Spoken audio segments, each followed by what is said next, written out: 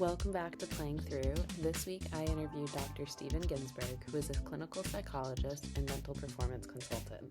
Together we discussed his work and answered some of the most asked questions that athletes and high performers have about their mental games, like what even is the flow state and how do we get there, and how do we move on from poor performance during competition. Make sure to subscribe to Playing Through wherever you listen to your podcasts and follow us on Instagram so you don't miss an episode. Enjoy the show.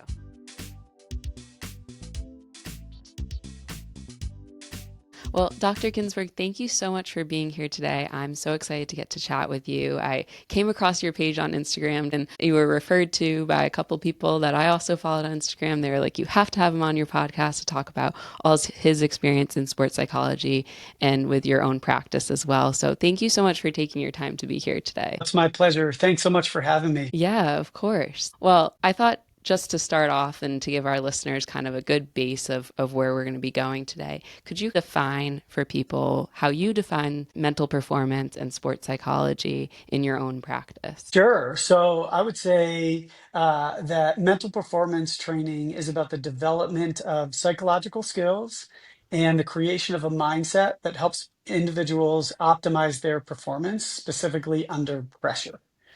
Right. So it is something that we can train. The mind is a muscle like any other muscle. And so it is really important to understand how can we strengthen the mind? How can we make the mind more flexible? Just like we work on that with our bodies, we can do that with our minds. And I think it's a neglected part of sports training and executive training, So I think it's something that we can really get better at, and I think that it's a missing part. There are people that say that success athletically at the highest levels is 6 inches wide, and it's just the distance between your right and left ear. So that's what I focus on with my athletes. Awesome. Makes a ton of sense. And I think, like what you were saying there, it's often neglected. And I often talk about it on this podcast in terms of just mental health as a whole, how there's a big stigma around seeking out that sort of help. And a lot of times, especially athletes, don't seek that help until it's really, some would call it a crisis situation. And they have to, which is good in a way that they do seek that help and they get better.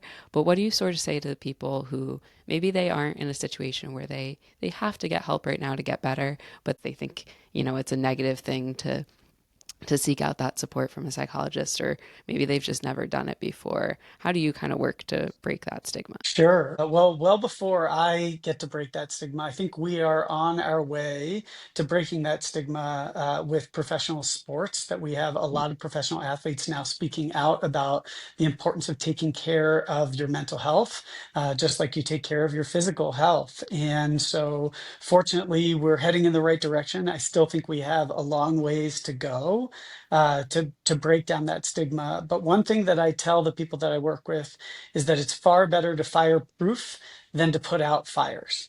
And so our job is to help people proactively and from a prevention standpoint, well before we get to crisis or well before we are reactively solving a problem. So it's a lot easier to get back down to 0 from 2 than it is from 10.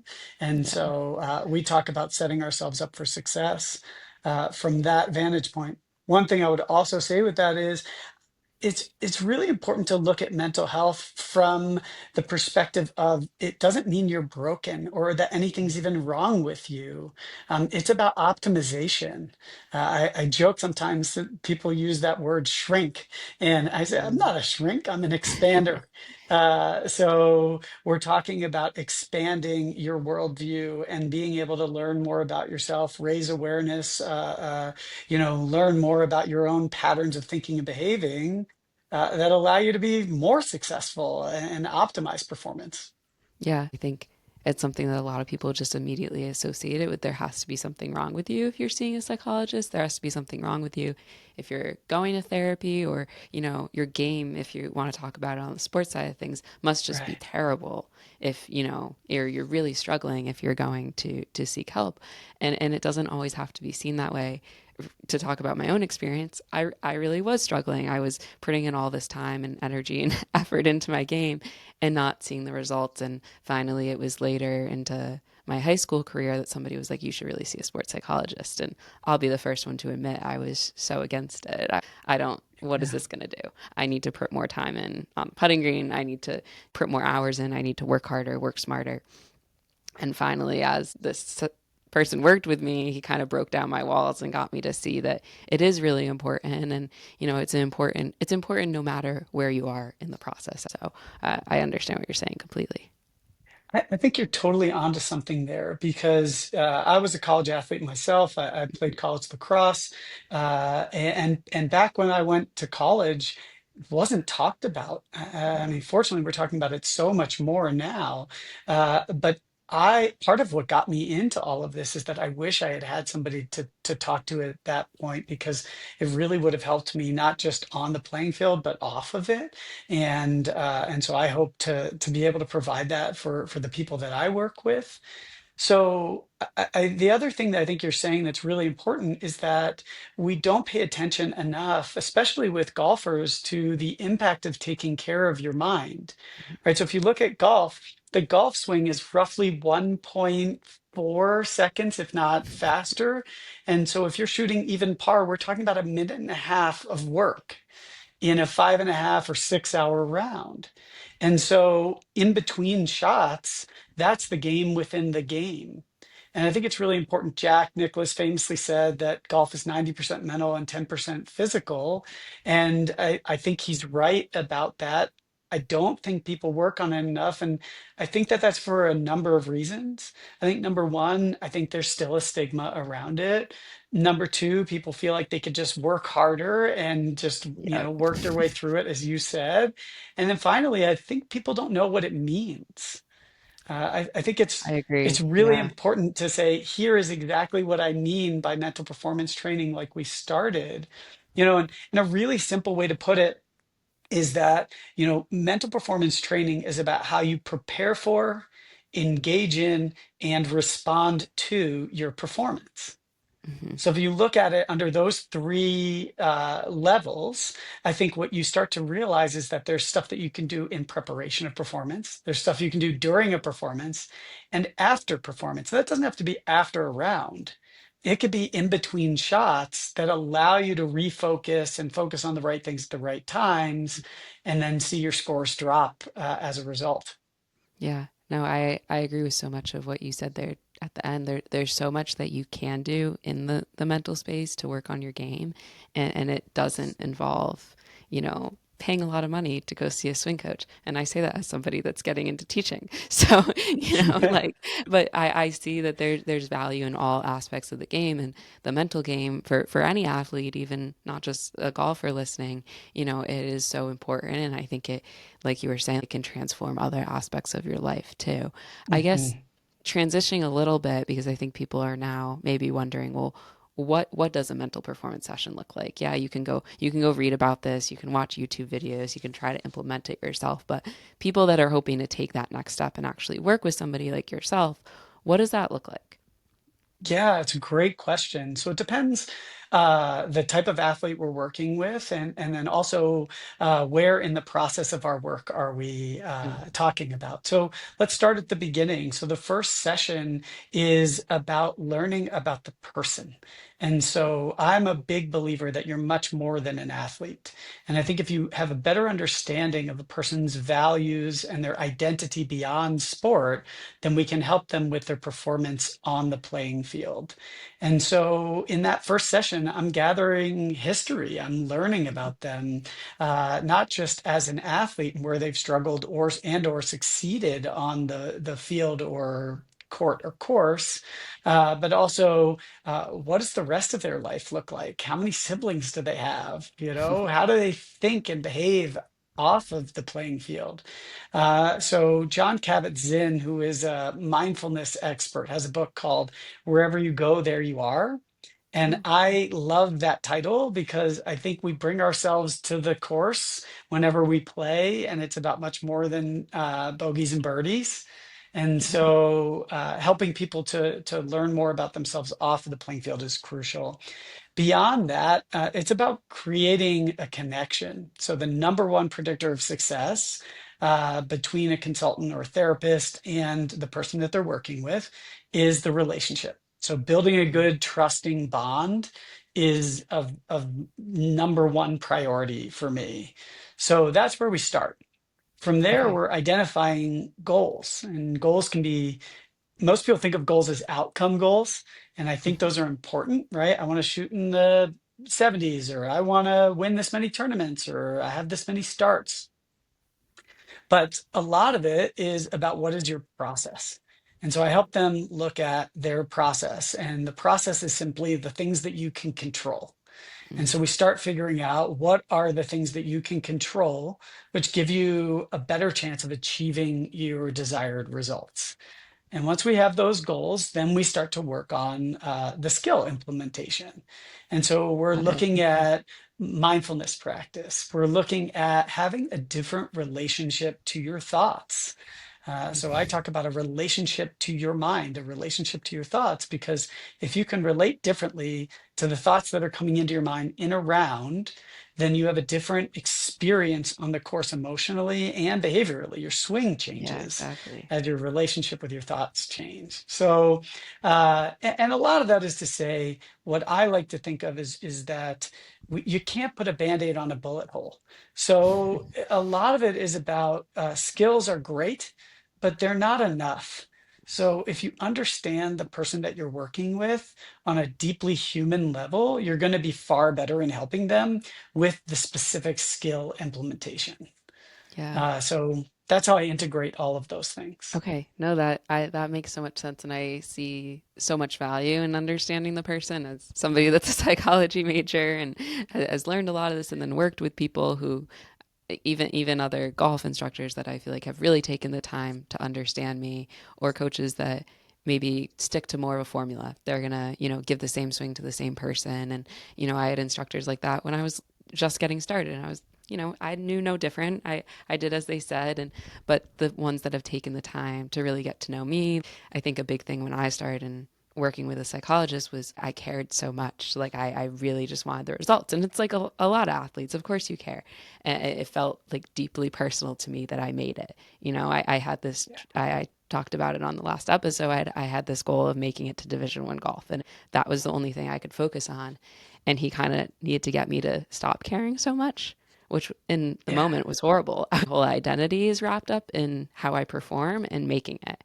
And so for him to understand why I cared so much was because of all the hours I put in. And, I don't need to go through the whole thing on here, but for him to take that time to really understand why did I care and why was it important for who I was really made all the difference. And I think if he had stuck to, more of a copy and paste formula of, okay, I'm going to throw these skills at you, go practice them, get back to me, I don't think I would have had as much success as I did working with him. I mean, thank goodness for him, right? To Yeah, be able to exactly. understand you on a deeply personal level. And not all athletes are the same. And Mm-hmm. sure, there are some similarities in highly competitive people, but every person is different. And it's really important to treat everybody with the unique and individual, approach. And so I love that. I actually have a question for you, if you don't Yeah, mind. of course. Uh, when you talk about care, care is such a broad term. Mm-hmm. So when you broke it down into what you actually cared about, what did you care about, or what did you learn that you cared about beyond results? Oh, this is such a good question. Beyond results, I think my goal of making it to college golf was very much there, and I wanted to be affiliated with a team so badly. And I think working so hard, I knew what I had to do to get there, and that, in a sense, is why I cared. But I think I golf was something I was very good at a young age. I wasn't. I worked hard at it, and it was something that really clicked for me. And I really fell in love with the sport. And I tried lots of sports growing up that just didn't click. It wasn't who I was, it wasn't my personality, and golf clicked. Nobody else in my family played, but this worked for me. And I think I really wanted to take it as far as I could, because I was like, I'm good at it. I care about it. It's taken me cool places already. Even in high school, it did. I got to play at great golf courses. I played on a high school team, was the captain, all this great stuff. So I was like, allow me to take this as far as I can. So it was kind of those reasons of how hard I had worked and a combination of I saw that it could take me even further. I don't know if that answers your question well enough, but those are the realizations I came to. It totally does, right? So one of the things I would do, if we were working together, is I would say, gratitude is so important for you, Hmm. right? So feeling grateful for the opportunities that you've been given or that golf has provided for you, work ethic and perseverance, incredibly important for you. You said being a part of a team, so connection and cohesion is so important to you. And so, as we would talk about your value set, we would say, a better thing to focus on than what is your score on a given hole or in a tournament or where did you place. It's how can I remain grateful? How can I feel connected with my teammates? And how can I continue to persevere and improve rather than prove? And Yeah. so, when we look at people saying that they care about things, I get much deeper than that with folks I'm working with because I say, Mm. okay, great, you care, but let's talk about caring about the right things at the right times. Mm. Right. And so Mark Manson wrote this great book called The Subtle Art of Not Giving a Blank. We'll keep it PC for the sake of Great book. your podcast here. Yeah. And I use this a lot with the athletes that I work with because I say you have a limited number of things that you can care about, right? So let's figure out what are you caring about in a round or in your preparation for a round. And let's figure out if we can swap some of those things out so we can care about things that actually optimize performance and frankly enjoyment of the game, Yeah. and swap out the things that are not serving you anymore. Exactly. No, I like that idea of especially while you're playing to be thinking about those things that are maybe positive, even just neutral thoughts. And that was something I don't think fully clicked for me until college and getting to have a coach with you while you're out playing in high school. You don't so much. And in junior golf, typically you're out there alone or Yeah. there's, a parent following you. There's typically no caddy. So having a coach, I remember I think by my sophomore year, I had this deal with my assistant coach, and I said, we're not going to talk about anything golf related in between shots. And uh, people might know that know me know I'm a huge Taylor Swift fan. So we would You talk and my about, wife, you guys oh, would get on great. yes, I've gone to the last two concerts. It was great. It was an important day in our house when the most recent album came out. So I get Oh, it. it's been I very am important the last month. Swifty by proxy over here. Yeah, exactly. But one of the things, he was a huge music fan and he was a little bit older as a coach, but he would talk to me about Taylor Swift. And for him to kind of like take the time to even care that I loved Taylor Swift was just funny in general, but he kept me loose on the course. We talked about that.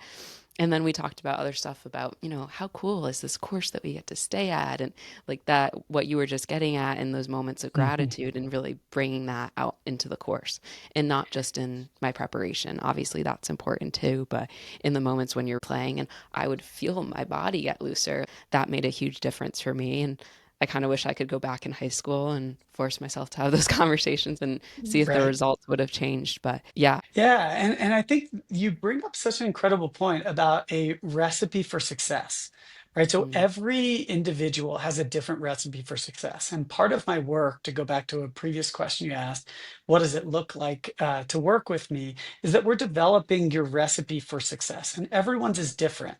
So for you, it was talking about Taylor Swift and about the beauty of the course and getting your mind off of the task at hand in between shots, which I call an hourglass focus, where it goes really wide and then it narrows back, as you approach the ball. It is really important for each person to figure out what works for them. So some people just want to stay silent and stay in that sort of killer mindset. Some people want to chat about all kinds of things, and some people hum, or they'll juggle different golf balls on the way to the next shot, all different things. And you have to figure out for each person you're working with what's going to work best for you. And that's the fun of it. Exactly. No, I like that. And I'm sure as a psychologist, that changes it up for you every session. Hopefully, it keeps things new and interesting because you never know what's going to click for somebody. So, hopefully, people are able to take a little bit away from what you're saying in terms of what sessions really look like with you. Because I think people are starting to obviously talk more about mental performance and that it's important and that's out there in the media. But what a session really looks like is can be a little scary for somebody going in for the first time. You think maybe, are they going to make me lay on this long couch and talk about all my Yeah, deepest, darkest feelings of like why I play my sport? And yeah, sometimes that comes out. Like even just now, I talked about sure. why I care, and that I think, middle school me would have never done that when I started out playing, but now I'm here. So hopefully that helps people a little. I want to transition now a little bit into debunking some phrases and ideas about mental performance that we hear in the media. I know we've talked a little bit about this. I've seen it on your own Instagram and social media pages. You have a great blog that I'm going to link below as well, where you've talked Uh, about a couple different things. And one of them that I've often wanted to research and just know more about is this concept of the flow state. What mhm. is it? Is it real? And can we actually get there? Yeah, great question. Great set of questions there. Yes, it's very real. It is a place that you can get to. We should probably define it Okay. first. So, flow is a mental state where you're fully absorbed in what you're doing. Time slows down. You're not overthinking. You're not focusing on the technical aspects of what you're doing. You're just completely immersed in what you're doing. And the key thing for flow is that it operates in what's called the Goldilocks state.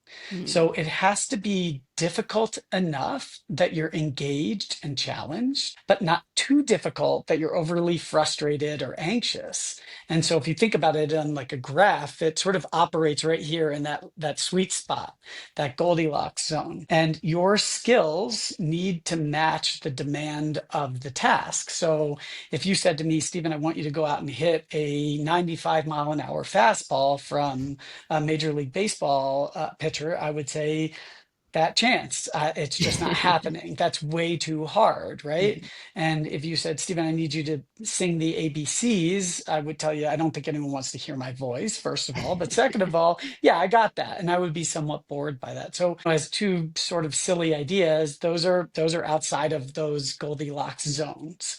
So you need it to be in that optimal zone. But I think there's a lot of misconception around flow. And I think that's what you're getting at here. And that's the most Yeah, important exactly. thing to recognize. So I think flow is something that people chase too often. And people Mhm. look at it as a result they're trying to achieve. And I think something to really recognize is that flow state is actually, you're going to do the exact same things that you would do to get to optimal performance to get to flow, but flow doesn't happen very often. So flow happens about 10, maybe 20%, probably closer to 10% of the time. And flow, just to put it in sort of layman's terms, flow is when the golf hole looks like it's an ocean.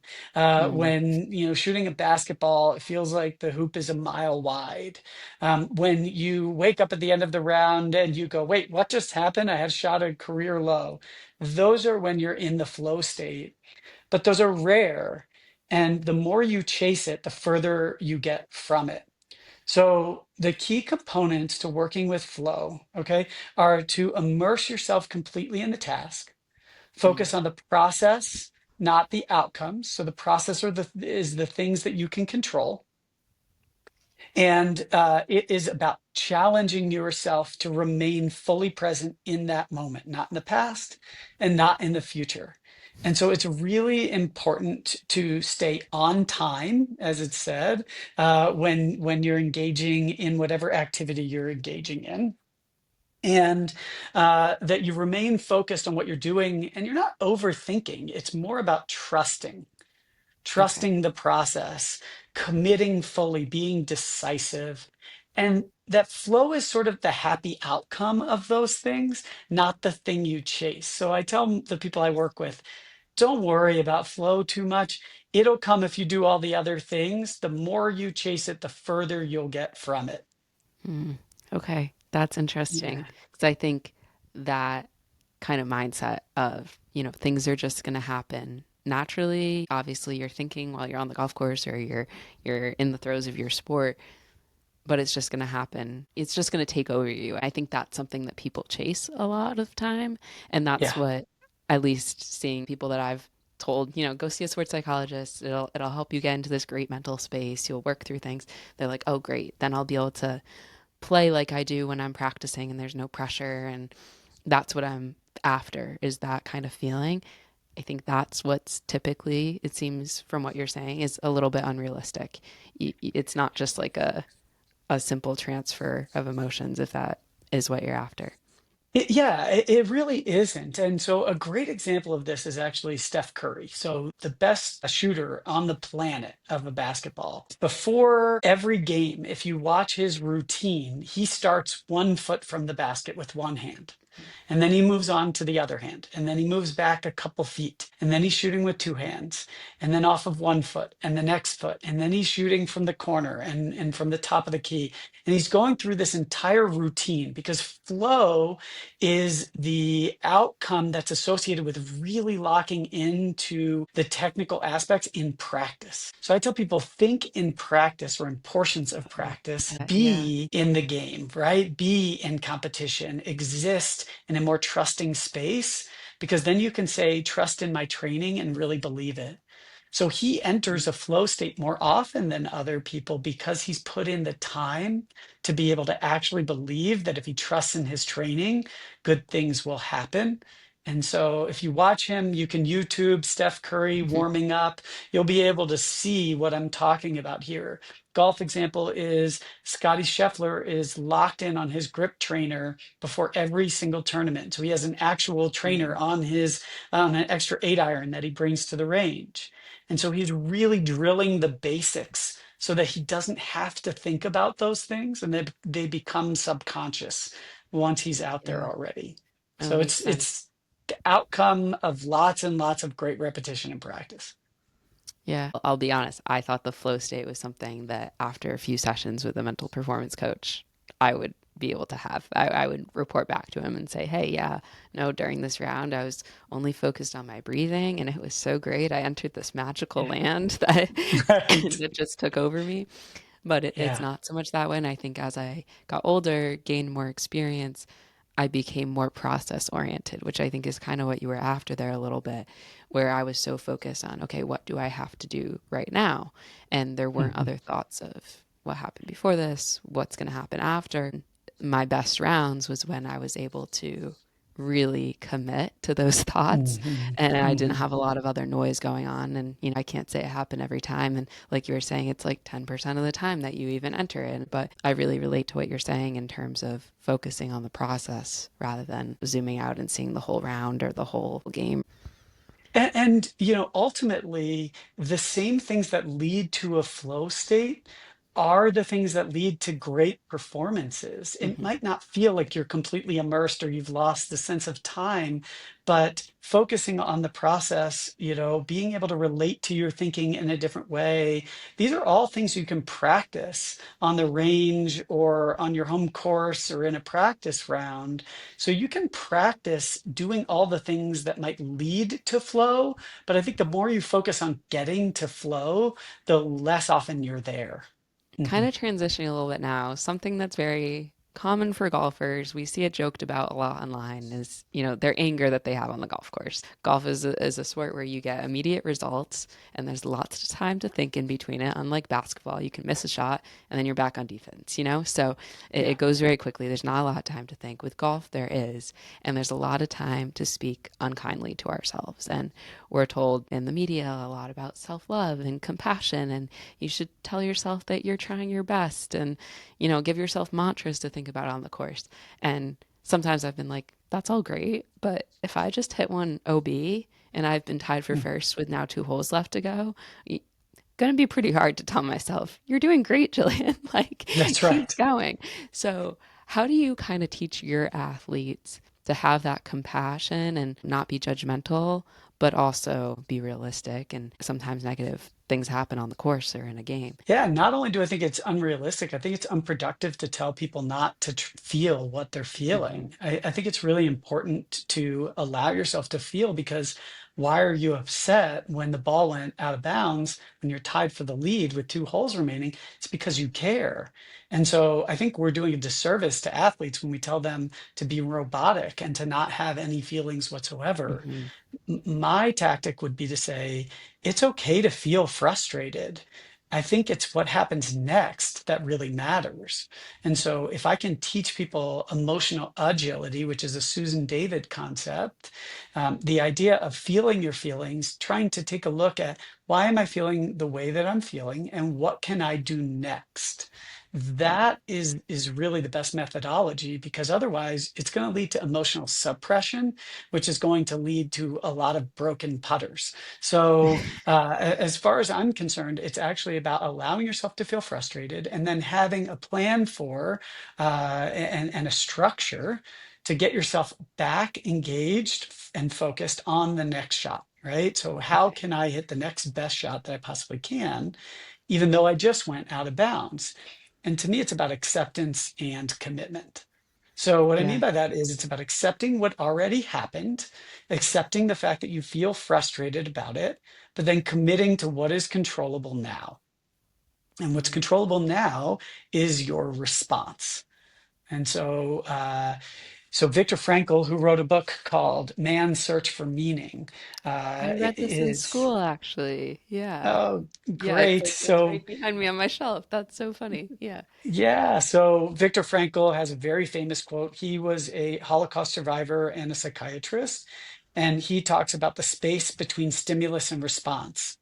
And the space between stimulus and response is where great freedom and power lives. And so it's really important to remember that what just happened, i.e., your stimulus and your response to it, that the stimulus might be the bad shot, it might be your reaction to it emotionally or cognitively, right? You then have a space. And if you recognize that there is that space in there to respond thoughtfully, you can allow yourself to feel, and as Tiger said, take 10 steps Hmm. and, practice some of your skills there and how you want to respond compassionately after that. Then we can put ourselves in the best possible position to respond well.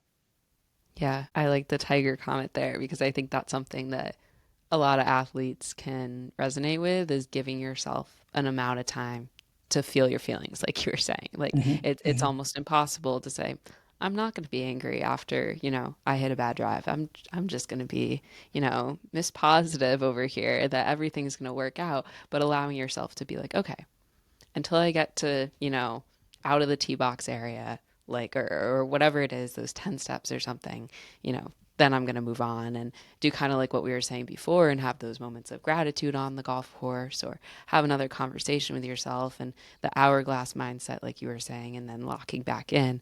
I like that approach a lot. And I think hopefully it will resonate with a lot of athletes. Yeah, and a little trick that I like to teach people, and so if there are any golf course superintendents listening, I just want them to cover their ears for a quick moment. But after people hit shots that they're unhappy with, I'll have them reach down and just grab a clump of grass.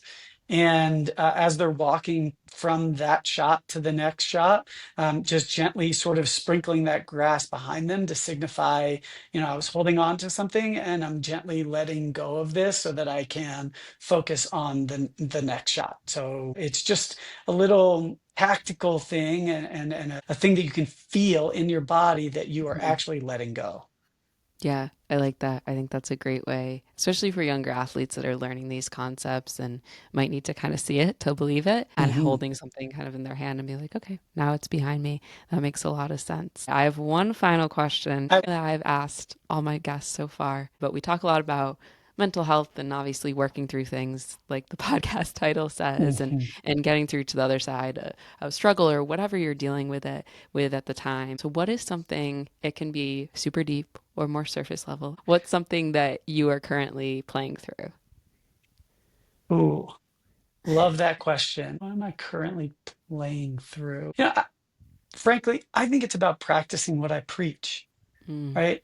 As is true with anything, it's a lot easier to say than it is to do. Very And true. so I hope that nobody out here hears me talking about these things and thinks this guy must be doing that all of the time. If you can ask my regular golf group, they'll be sure to tell you that I do not. And but I'm trying, and I Hmm. think that's all we can all do is try. And so the best thing for people to remember is you're not going to be perfect.